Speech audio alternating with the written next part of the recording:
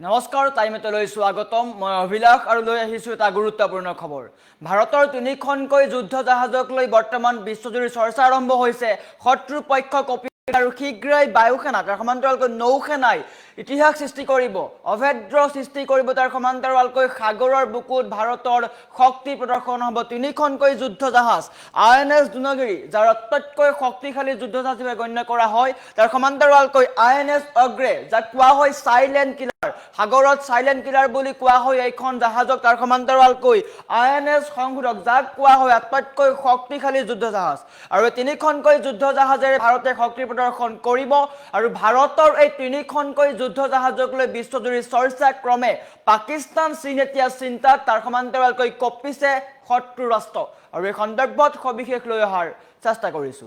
জনাই আছো time 8 big breaking ডাঙৰ খবৰ সাগৰৰ বুকুত ভাৰতীয় নৌসেনাৰ তিনি মহাশক্তিৰ তীব্ৰ হুংকাৰ তিনিখন মাৰাত্মক যুদ্ধ জাহাজ সাজু ভাৰতৰ তিনিখনকৈ শক্তিশালী যুদ্ধ জাহাজ সাজু হৈছে শত্ৰু শিবিৰত হাহাকাৰ তিনিখনকৈ যুদ্ধ জাহাজৰ সাজুৰ খবৰ এতিয়া শত্ৰু পক্ষক চিন্তাত পেলাইছে হাহাকাৰ কৰিবলগীয়া হৈছে এই সপ্তাহতে সাগৰীয় ইতিহাসত অভূতপূৰ্ব অধ্যায় ৰচনা কৰিব ভাৰতীয় নৌসেনাই সাগৰীয় সুৰক্ষা বৃদ্ধিৰ বাবে কলকাতাত একেলগে কমিছন হ'ব তিনিখনকৈ যুদ্ধ জাহাজৰ যোৱা বছৰ মুম্বাইৰ পিছত এইবাৰ কলকাতাত ইতিহাস সৃষ্টিৰ প্ৰস্তুতি চলিছে পূৰ্ণ প্ৰস্তুতি চলিছে আৰু এই ঐতিহাসিক ক্ষণৰ সাক্ষী হ'বলৈ প্ৰধানমন্ত্ৰী মোদী উপস্থিত থকাৰ পূৰ্ণ সম্ভাৱনা তিনিখনকৈ যুদ্ধ জাহাজ তিনিখনকৈ আধুনিক যুদ্ধ জাহাজ সাগৰত নামিলে নিমিষতে সলনি হ'ব ভাৰতৰ সামৰিক সমীকৰণ সাগৰৰ বুকুত গঢ়ি উঠিব অভেদ্য দুৰ্গ ভাৰতীয় নৌসেনাৰ শক্তি প্ৰদৰ্শন দেখিবলৈ পোৱা যাব প্ৰথমখন হৈছে আইএনএছ দুনাগিৰি শক্তিশালী যুদ্ধ জাহাজ বুলি যাক কোৱা হয় শত্ৰুপক্ষৰ যিকোনো যুদ্ধ জাহাজ ধ্বংস কৰিবলৈ সাজু জমদূত আইএনএছ দুনাগিৰিৰ উন্নত স্টিলথ ডিজাইনে শত্ৰুৰ ৰাডাৰক কৰিব সম্পূৰ্ণৰূপে ধ্বংস এই জাহাজখনত আছে মাৰাত্মক ব্ৰহ্মোছ মিছাইল আৰু নিখুঁত লক্ষ্যভেদী টৰ্পিডো শব্দতকৈ 3 গুণ দ্ৰুতগতিৰ ব্ৰহ্মোছক বাধা দিব পৰা কোনো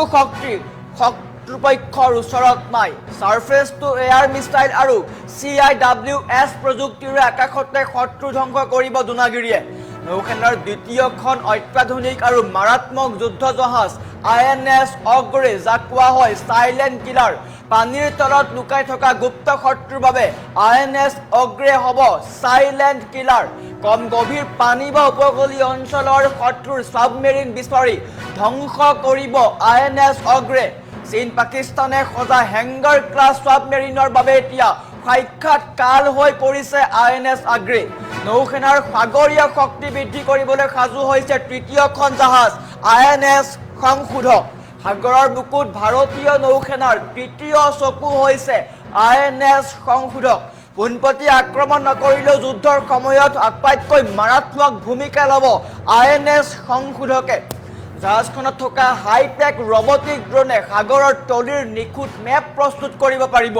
সংশোধকে দিয়া মেপেৰে নিজৰ অৱস্থান ফাদিল নকৰাকৈ বা কোনেও গম নোপোৱাকৈ শত্ৰুপক্ষত কৰিব পাৰিব সাৰ্জিকেল ষ্ট্ৰাইক আৰু এয়া হৈছে ভাৰতৰ কাৰণে আটাইতকৈ ডাঙৰ খবৰ ভাৰতৰ তিনিখনকৈ যুদ্ধ জাহাজক লৈ বিশ্বজুৰি চৰ্চা আৰম্ভ হৈছে সাগৰৰ বুকুত ৰচনা কৰিব নতুন ইতিহাস কেইবাখনো জাহাজ তিনিখনকৈ যুদ্ধ জাহাজ সাজু হৈছে কলকাতাত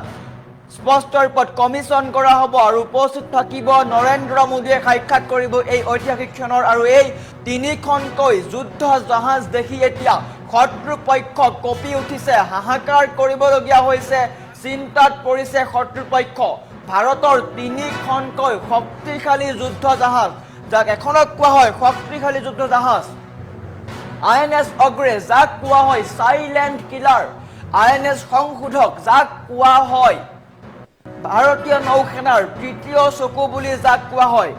ভাৰতৰ তিনিখনকৈ মেগা যুদ্ধ জাহাজক লৈ কঁপিছে শত্ৰু সাগৰৰ বুকুত ৰচনা কৰা হ'ব নতুন ইতিহাস সাগৰত এইবাৰ ভাৰতৰ ত্ৰিমূৰ্তিৰ হুংকাৰ বুলি ক'ব পাৰি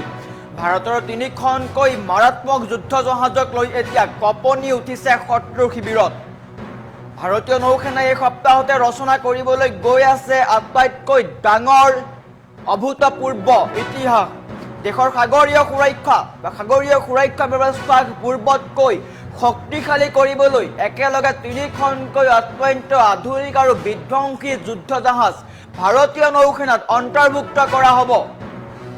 নৌসেনাৰ ইতিহাসত এয়া কেৱল দ্বিতীয়টো এনে সুযোগ য'ত একেলগে তিনিখনকৈ যুদ্ধ জাহাজ দেশৰ সেৱাত উৎসৰ্গা কৰা হ'ব। ইয়াৰ পূৰ্বে যোৱা বছৰৰ জানুৱাৰীত মুম্বাইত একেলগে তিনিখন জাহাজ নৌসেনাত অন্তৰ্ভুক্ত কৰা হৈছিল। সূত্ৰ অনুসৰি এই ঐতিহাসিক কাৰ্যসূচীত কেন্দ্ৰীয় চৰকাৰৰ জ্যেষ্ঠ মন্ত্ৰীসকলৰ লগতে প্ৰধানমন্ত্ৰী নৰেন্দ্ৰ মোদীও উপস্থিত থকাৰ পূৰ্ণ সম্ভাৱনা আছে।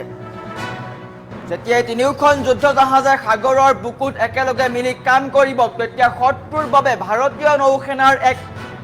অভেদ্য সুৰক্ষা কৱচ সাজু হৈ উঠিব। সেয়া কোনো পধ্যে শত্ৰুৰ পক্ষৰ কাৰণে সম্ভৱ নহ'ব। INS দুনাগিৰি যাক কোৱা হয় আটাইতকৈ শক্তিশালী জমদূত, ৰডাৰকো ফাঁকি দিব পৰা প্ৰযুক্তি দিয়া হৈছে। এইখন এখন অত্যন্ত শক্তিশালী ষ্টিলথ গাইডেড মিছাইল ফ্ৰিগেট। ইয়াৰ ডিজাইন ইমান নিখুঁত যে শত্ৰুৰ আধুনিক ৰডাৰেও ইয়াক সহজে ধৰা পেলাব নোৱাৰে।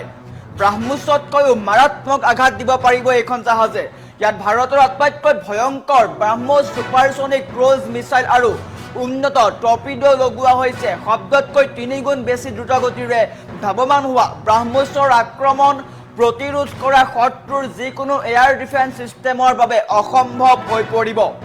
শত্ৰুৰ যুঁজাৰু বিমান আৰু মিছাইলক আকাশতে ধ্বংস কৰিবলৈ ইয়াত সংলগ্ন কৰা হৈছে ছাৰ্ফেচ টু এয়াৰ মিছাইল আৰু ক্ল'জ ইন ৱেপন ছিষ্টেম, যাক চমুকৈ কোৱা হয় CIWS। এই জাহাজখন সাধাৰণতে মিতব্যয়ী ডিজেল ইঞ্জিনত চলে, কিন্তু যুদ্ধকালীন পৰিস্থিতিৰ ইয়াৰ বাবে গেছ টাৰ্বাইন সক্ৰিয় হৈ পৰে। আনখন জাহাজ হৈছে INS অগ্ৰে, যাক কোৱা হয় চাইলেণ্ট কিলাৰ। সাবমেৰিনৰ চাইলেণ্ট কিলাৰ উপকূলৰ সুৰক্ষা। এই এণ্টি সাবমেৰিন ছোৱেল ৱাটাৰ ক্ৰাফ্টখন বিশেষভাৱে কম গভীৰ পানী অৰ্থাৎ উপকূলীয় অঞ্চলত আত্মগোপন কৰি থকা শত্ৰুৰ সাবমেৰিনসমূহ বিচাৰি উলিয়াই ধ্বংস কৰিবলৈ প্ৰস্তুত কৰা হৈছে। চীনৰ ষড়যন্ত্ৰ ধূলিসাৎ কৰিব পাকিস্তানে বৰ্তমান চীনৰ সহায়ত যি হেংগাৰ ক্লাছ সাবমেৰিন শক্তিশালী কৰি ভাৰতৰ উপকূলত অনুপ্ৰৱেশৰ ব্লুপ্ৰিণ্ট ৰচিছে, সেইবোৰৰ বাবেই INS অগ্ৰে হ'ব এক আটাইতকৈ ডাঙৰ শত্ৰু। ইয়াত থকা নিখুঁত টৰ্পিডো, স্বদেশী এণ্টি সাবমেৰিন ৰকেট লঞ্চাৰ আৰু অত্যন্ত আধুনিক সোনাৰ ছিষ্টেম, যাক সোনাৰ ছিষ্টেম কোৱা হয়। সাগৰৰ পানী যিমানেই ঘোলা নহওক কিয় শত্ৰুৰ সাবমেৰিনৰ সামান্যতম ধৰা পেলাব এইখন জাহাজে। তৃতীয়খন হৈছে INS সংশোধক, সাগৰৰ তৃতীয় চকু বুলি কোৱা হয়, সাগৰৰ গুগল মেপ বুলি কোৱা হয়। পোনপটীয়াভাৱে মিছাইল মৰা জাহাজ নহয়, বৰঞ্চ এখন হাইড্ৰগ্ৰাফিক ছাৰ্ভে। যুদ্ধৰ সময়ত ই সাগৰৰ তলৰ পাহাৰ, পথ আৰু গভীৰভাৱে নিখুঁত মেপ তৈয়াৰ কৰি ভাৰতৰ নৌসেনাৰ কাৰণে শত্ৰুৰ পক্ষক বিচাৰি উলিয়াবলৈ সুবিধা কৰি দিব। আৰু ইয়াৰ ফলতে এতিয়া শত্ৰুৰ পক্ষত চিন্তা লাগিছে। তিনিখনকৈ শক্তিশালী যুদ্ধ জাহাজ দেখি এতিয়া হাহাকাৰ কৰিবলগীয়া হৈছে শত্ৰুৰ পক্ষই।